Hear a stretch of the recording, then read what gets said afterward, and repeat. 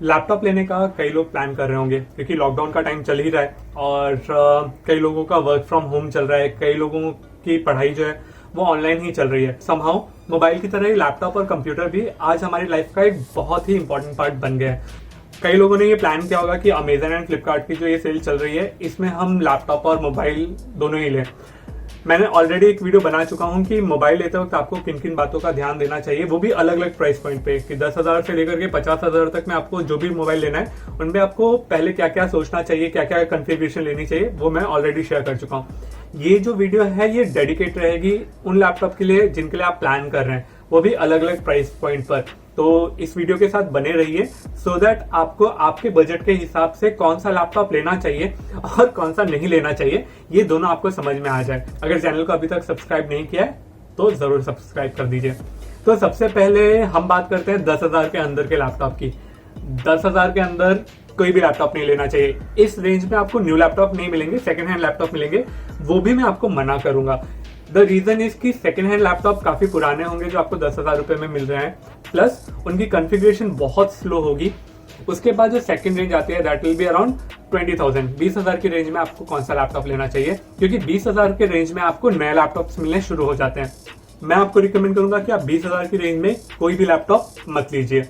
उसका main reason ये है कि 20,000 में जो आपको कॉन्फ़िगरेशन मिल रही है और जो लैपटॉप्स आपको ब्रांड न्यू मिल रहे हैं ना, वो भंगार है, वो बेकार है। मैं कंप्यूटर फील्ड में 15 साल से भी ज्यादा निकाल चुका हूं और बहुत सारे कंप्यूटर्स और लैपटॉप मैंने सेल किए हैं, लेकिन जिन्होंने भी मुझसे 20,000 के कम के लैपटॉप लिए हैं वो अक्सर ये बात पक्का बोलते हैं कि ये लैपटॉप बने ही ऐसे हैं कि वारंटी खत्म होने के साथ ही खराब हो जाते हैं।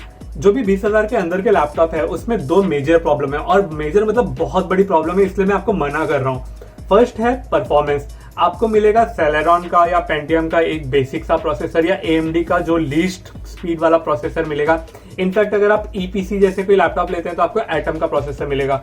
आप सोचेंगे कि मुझे सिर्फ डेटा एंट्री करनी है तो मुझे 4 GB रैम मिल रहा है या 500 या 1 TB की हार्ड डिस्क मिल रही है तो मुझे तो कोई प्रॉब्लम होनी नहीं चाहिए, वर्ड एक्सेल ही तो चलाना है। लेकिन यार आपके लैपटॉप में सिर्फ वर्ड एक्सेल काम नहीं कर रहे होते हैं, आपके लैपटॉप में OS काम कर रहा होता है। उसके बाद सिक्योरिटी के लिए आप एंटीवायरस डालते हैं, नहीं तो OS का बिल्ट इन एंटीवायरस काम कर रहा होता है।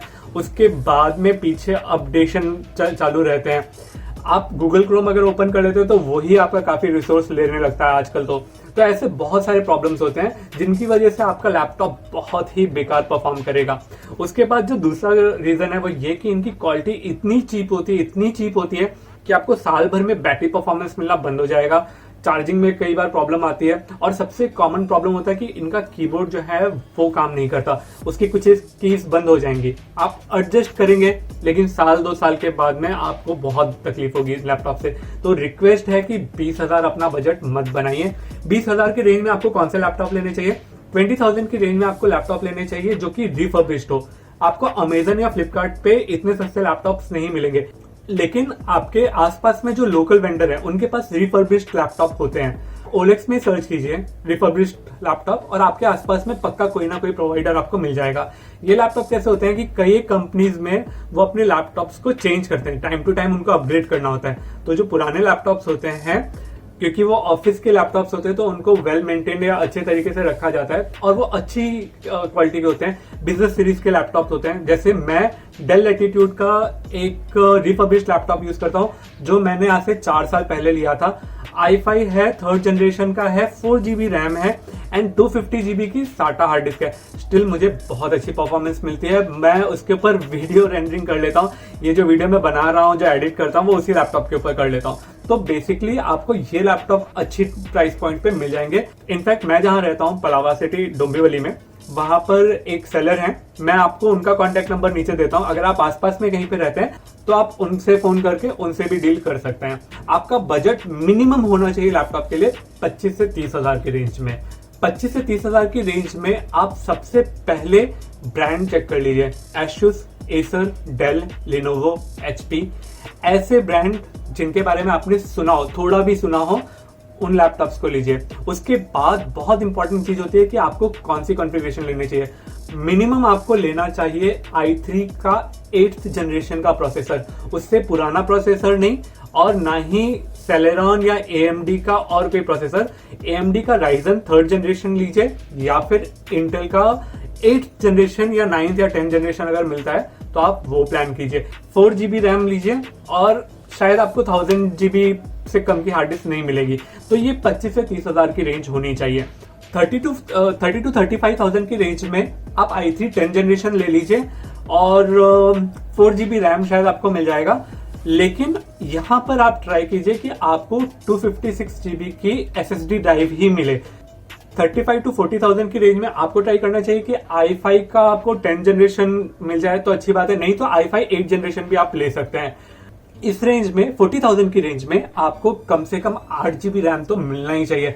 आपको मिनिमम मिलना चाहिए i5 का कोई प्रोसेसर या Ryzen 5 सीरीज का कोई लैपटॉप, उसके साथ में 8 GB रैम और SSD ड्राइव। ये कंपलसरी आप मान करके ले चलिए कि इससे कम अगर आपको कुछ मिल रहा है तो वो अच्छी डील नहीं है।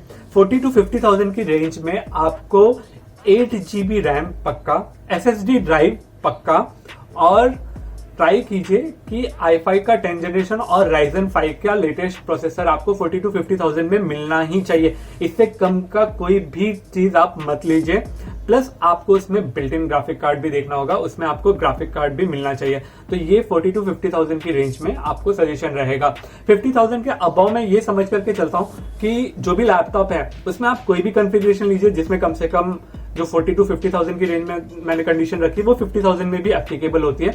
उसके बाद आपको जो कुछ भी एक्स्ट्रा मिल रहा है वो आपका प्रीमियम प्राइस है, आप जो भी पे कर रहे हैं। आपको हो सकता है i5 के जगह पे i7 मिल जाए, आपको 512 GB की SSD ड्राइव देखने के लिए मिल जाए, बहुत अच्छी क्वालिटी का ग्राफिक कार्ड देखने के लिए मिले, डिस्प्ले बहुत अच्छा मिल सकता है, गेमिंग के हिसाब से लैपटॉप्स मिल सकते हैं। तो ये कुछ एक एस्पेक्ट्स हैं जिन पे आपको ध्यान देना चाहिए अलग अलग प्राइस पॉइंट पर।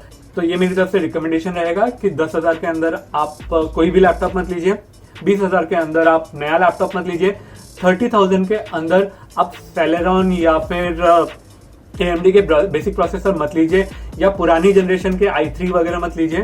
40,000 की रेंज में आपको i5 प्रोसेसर मिल जाना चाहिए और SSD ड्राइव के अलावा SATA के लिए बिल्कुल मत चाहिए।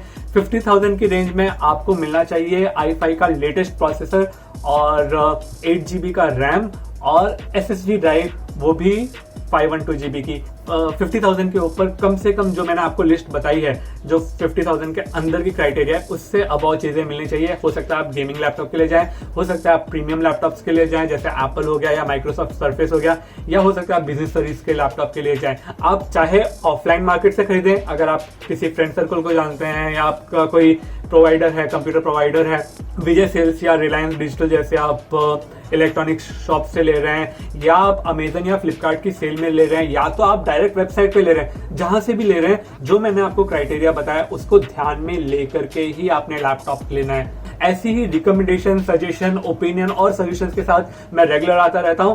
वीडियो को जरूर सब्सक्राइब कीजिए और अगर आपको ये वीडियो पसंद है तो श्योर अपने फ्रेंड्स एंड फैमिली के साथ शेयर कीजिए सो दैट उनको भी लैपटॉप लेने में हेल्प मिल पाए। Take care, bye.